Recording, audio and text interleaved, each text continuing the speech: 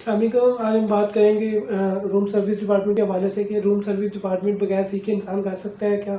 उसके लिए भी सीखना ज़रूरी है क्योंकि इतना बेसिक डिपार्टमेंट है, क्या इसके लिए भी इंसान को सीखने की ज़रूरत है। हाल ही में मेरा एक इंटरव्यू हुआ ब्राज़ील के एम्बेसी में। मैंने आउट ऑफ कंट्री के लिए अप्लाई किया था, तो मेरा इंटरव्यू हुआ और मैं जब वहाँ पे गया तो वहाँ पे रूम सर्विस के भी इंटरव्यू हो रहे थे। हम पास ही बैठे हुए थे, हम चेक कर रहे थे कि वो लड़कों से किस तरह के सवाल जवाब कर रहे हैं। जब इंसान एक अच्छे फॉर्म, एक अच्छी जो है वो किसी कंपनी में, किसी अच्छे होटल में अप्लाई करता है, तो रूम सर्विस के लिए उन्हें कितना सीखा होना ज़रूरी है। रूम सर्विस के लिए बहुत बड़ी बड़ी बुक्स छपी हुई हैं, बहुत बड़ी बड़ी इसके लिए जो है वो आपको सिखाते भी हैं, इंटर्नशिप भी मौजूद है और इसके लिए आपको सीखना भी चाहिए।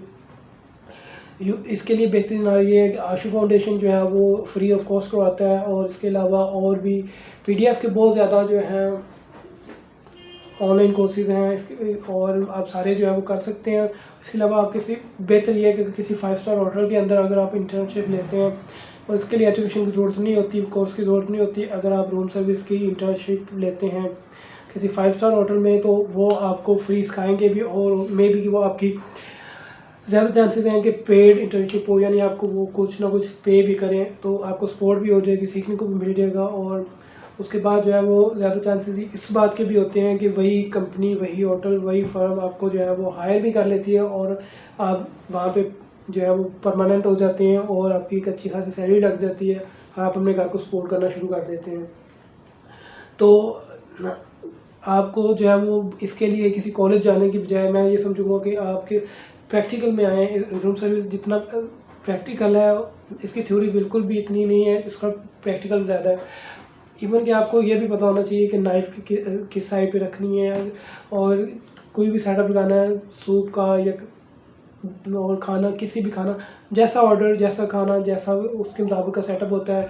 बहुत सारी चीज़ें जो सीखनी पड़ती हैं और आपको पता होना चाहिए कि कौन से सोर्सेज इसके साथ इस्तेमाल होते हैं, क्योंकि ये सारी चीज़ें आपकी ट्रेनिंग में आती हैं और ट्रेनिंग प्रैक्टिकल से ही होती है और प्रैक्टिकल के बगैर कुछ भी पॉसिबल नहीं है।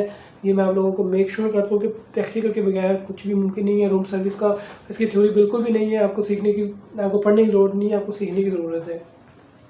और आप जब जाएंगे लाइव सर्विस करेंगे, लाइव सर्विस मैं जितनी समझता हूँ कि रूम सर्विस की निस्बत और एफ.एन.बी डिपार्टमेंट में जो सबसे मेन और मुश्किल काम है वो लाइव सर्विस है।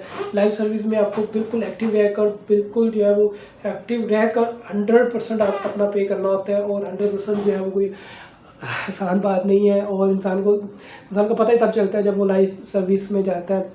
और बहुत सारे लड़के ऐसे होते हैं जो जिनकी एनर्जी इतनी नहीं होती, वो इस तरह लाइव सर्विस नहीं कर पाते, तो उसे फिर बैक में भेज दिया जाता है। लाइव सर्विस पे एक्टिव लड़कों को रखा जाता है। तो उम्मीद है कि आप लोगों को मेरी बात समझ में आ गई होगी। मिलते हैं किसी अगली वीडियो के साथ। अल्लाह हाफिज़।